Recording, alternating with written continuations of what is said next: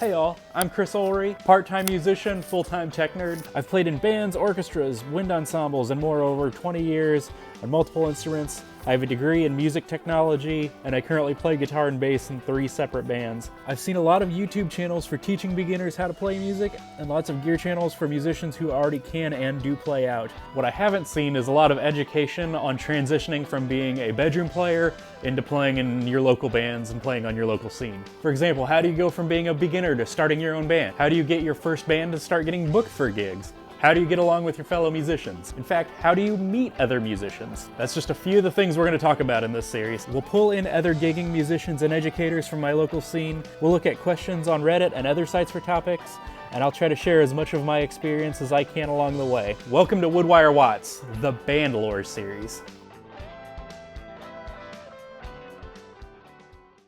All right, this is like the perfect 10 out of 10 question to start the series with. So on Reddit, this is the band members subreddit. Perfect Blue asks, what are good points of discussion when starting a new band? My new bandmates and I are planning on having a meeting to discuss our expectation of each other, as well as just an all-around making sure we're on the same page.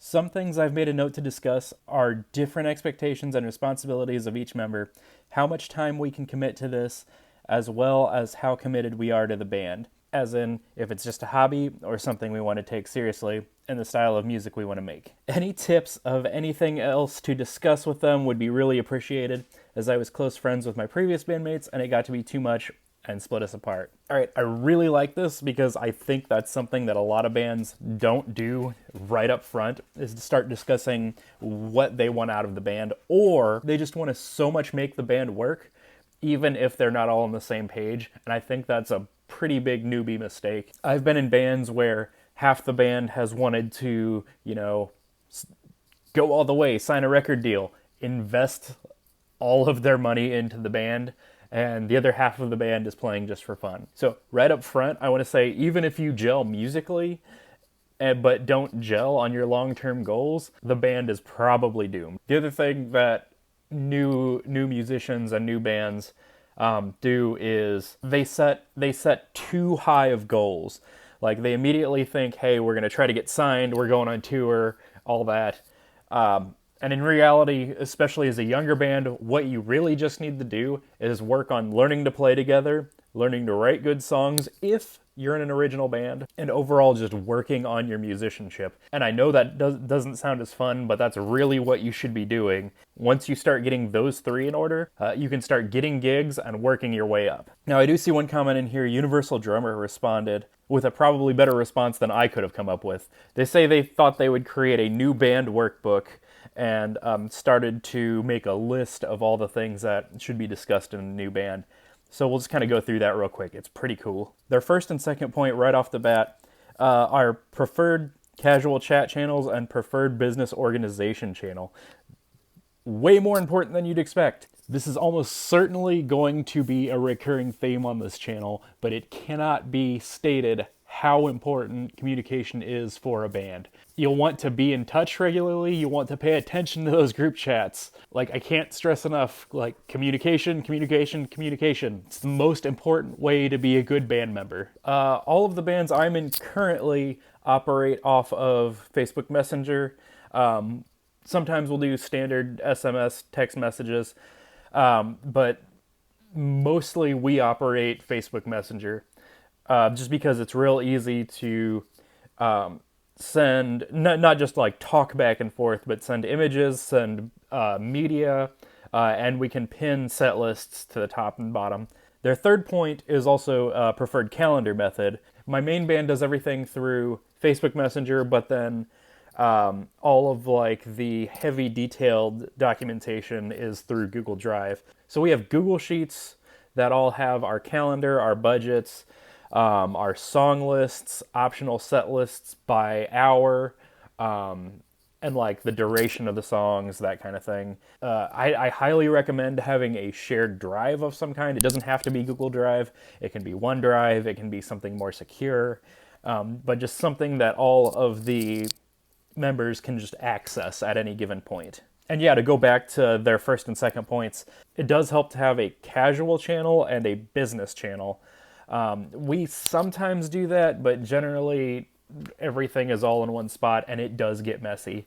And I say this is a good idea to split these two because on one hand you can have just general chatter about writing songs, just checking in with each other, seeing what's up, and then on the opposite side you can have the important communications for, hey, we have a gig on such and such date, be here at this time, this place, whatever. Number 4, if the stars aligned, what does the best case scenario for the band look like to you, i.e. full-time touring and label, working bar band, weekend warriors, focus on sync licensing, studio band, mix, whatever. Yeah, this is kind of what I was saying at the beginning. What are your major goals? What does playing in this band look like?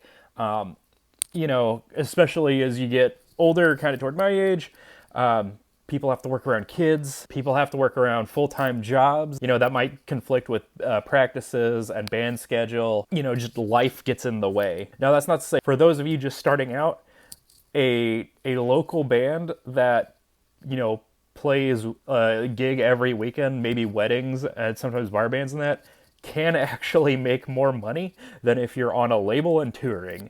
So that's not to say one is more successful than the other. That's something we can talk about later. Gig payout protocol, as in, does each member get an equal split? And how do you handle the account, ledger payout, or kitty payout, as some people call it? This is a big deal. Anytime money is involved, it's a great way to ruin a friendship or ruin a working relationship if everything isn't laid out ahead of time and you're not clear. There's also differences in how bands sometimes pay out based on band structure. So for example, if you have a band that each member is, all started at the same time and you're all kind of doing an equal share, of course you're getting an equal payout. But there's also the difference between that and having, Joe Smith and the so-and-sos. So the band is a backing for this person, for Joe Smith or whoever, right? Generally, if that's the case, Joe Smith is not getting the full share of the money. He's hiring the band. So the band may often get paid more than Joe Smith. Just because you're writing the songs, just because you're doing the majority of the work, does not mean you are getting the highest payout. In fact, often that's not the case. That can mean you are the person doing the taxes and you are taking an extra share, specifically going to taxes or going to band funds. So it might be that gets paid out first and then the musicians get paid out. My main band right now runs everybody is an equal. But the most important thing is we pay taxes. Technically, we are an LLC right now, so any fees that go to that get paid out first. Recording expenses get paid out first. It's always expenses, and then we are the afterthought. It's all of us contributing, really, to the group as a whole. Now, I give that caveat with we're an original band, and our main goal is not just to make cash. It's our creative outlet. A working cover band, a working wedding band might operate a bit differently. That's not what my current bands are, really. So that's something to keep in mind. Number of practices a week and length of practice. I have found this to be a bigger contention for younger musicians and less for older musicians. One, partially because musicians in general, it's trying to schedule them is like trying to, wrangle cats. That it doesn't always work. Or 2 of my 3 bands currently rehearse once a week. Once you get really experienced musicians, sometimes they might just do a couple practices and then they're ready to go. They might practice once a month. I was just talking to a friend of mine who's been playing for, I think he said 50 plus years, maybe more. I don't recall. He was saying that one of his main gigging bands, they just took 2 weeks over Christmas break when they were in their 20s, took some time off work, just practiced every day for 2 or 3 weeks, and then from there that was all the practice they did. They were gigging every weekend, so they were already playing together once a week, and they already had their set down. Yeah, they could learn new stuff on the spot pretty much, and when you're that good, you're that good. that does happen. Number 7, do you intend to take vacations during gigging season? Remember what I said earlier about communication? Same when you need to take a vacation or when you need to do something for work or whatever. Stay in contact with the band. Let them know what's up. Again, communication, communication, communication. Again, my band, we have specific blackout dates that are all on an Excel sheet that say, hey, these are when we're going on vacation or we have a wedding or, such and such has this to do and we can't do these dates. So we just talk about that ahead of time. I'll speak a little bit more about that when we get further down this list because there's a couple things that kind of overlap. Number 9, are you willing to take on research and be reliable to fill a business role?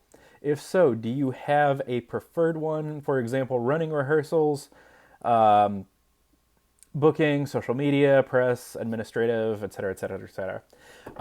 So even if you do not have these kind of skills, it's good to watch some YouTube videos, maybe take some online courses, figure out how to do this kind of thing. Become valuable to your group, even outside of just playing music. Learn other skills to help progress toward whatever goals you have. I've been super lucky with my main band. We have one person who is a music teacher and has experience running LLCs and doing business stuff. We have another one who is a manager in the music gear industry and is very, very knowledgeable about that sort of thing. 2 of the guys have experience booking. One is a graphic designer. And I know I just named like 8 different roles there. There's overlap. These are overlap in experiences. So the individuals that came in already kind of knew what they were going to do. I'm the tech guy, obviously. I also help with like secondary sound. I do video editing, that sort of stuff. No one is going to do this stuff for you unless you have the money to pay them. For those of us who can't afford to just go out and hire a graphic artist, to hire a bookkeeper, to hire a booking agent, you have to learn to do it yourself, and it really helps to spread out that responsibility throughout each member of the band. That way one person's not doing everything. Can you commit to practicing your material and your instrument on your own time?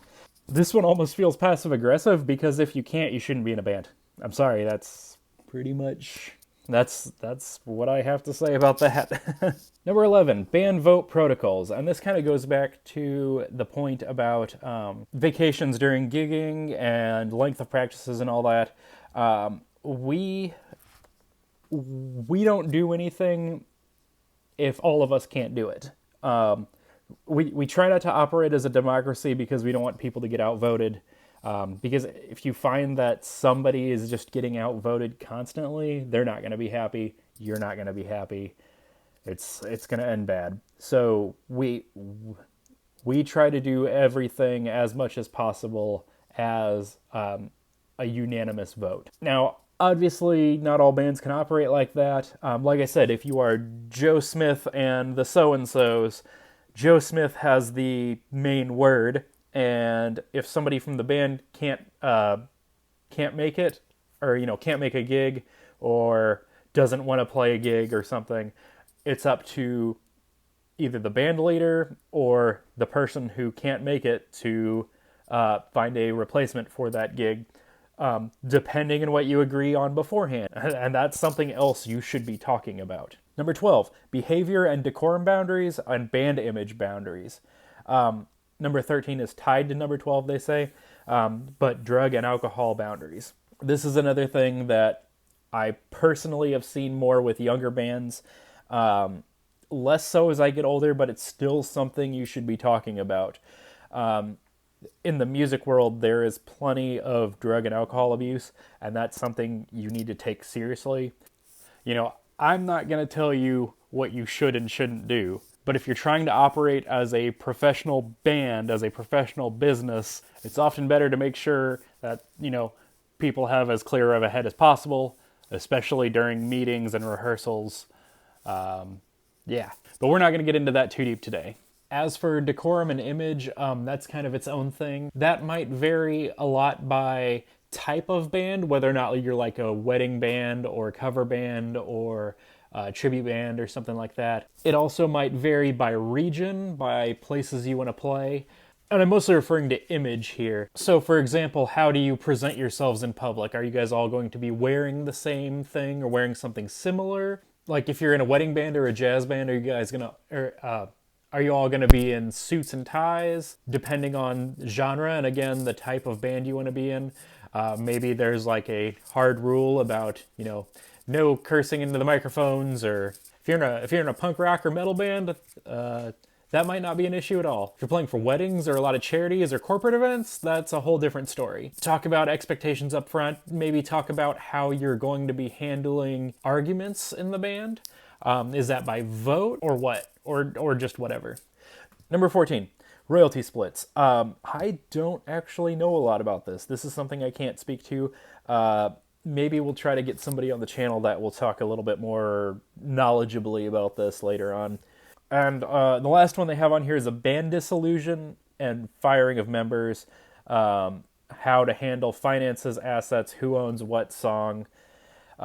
This, I think, should be something that most bands have in writing beforehand. That way there's no confusion about what happens, about who owns what, about all that sort of thing, because if you get this out of the way early, it'll save you a headache down the road. Honestly, I have not had to worry about this. In cover bands, really, I don't think it matters that much. I know some bands will buy gear together. I don't like that idea. If I'm going to buy gear, I own the gear, and I'm not using band funds for that. If you have to make a huge PA purchase, that's something different. I have always looked at it as, if I'm fired from a band, I don't own anything to do with that band anymore. It will be different if you have music that's released and you're getting streams and you're getting some kickbacks from it, from sales. But in general, if I'm out of the band, I personally wouldn't bother. Now I know that's different for everybody, but again, it's good to have that discussion up front. Like I said, get it in writing. Universal Drummer then goes on to talk about some other things, about regularly scheduled band meetings, yearly goals, agreed performance attire, practice structure, all good things. Now, what would I add to this? I'd add available practice spaces. Hopefully you kind of figured that out ahead of time. Who's going to be handling, sheets and written music, if that's something you're going to worry about, and band structure. I don't know that they'd mentioned full band structure, but is there somebody who is going to act as the band leader, as the booking liaison, that sort of thing. Another thing I'd consider talking about up front is where and what kind of gigs you want to play. Some people don't like playing bars. Some people don't like playing the big festivals. Some people don't want to have to travel, 2, 3, 4 hours to go play a single gig. I personally, and a lot of the folks I play with, draw the line at pay to play. Like, we do not do any pay to play shows. That's something you should probably work out right up front, because it's going to come up pretty quick as soon as you start getting gigs. Okay, so this video went on a little bit longer than I'd anticipated, so we're going to cut it here for today. Be sure to like and subscribe. I'll be back soon with a little bit more on this series. I've got some kind of high hopes for it, so we'll see how it plays out. Thanks.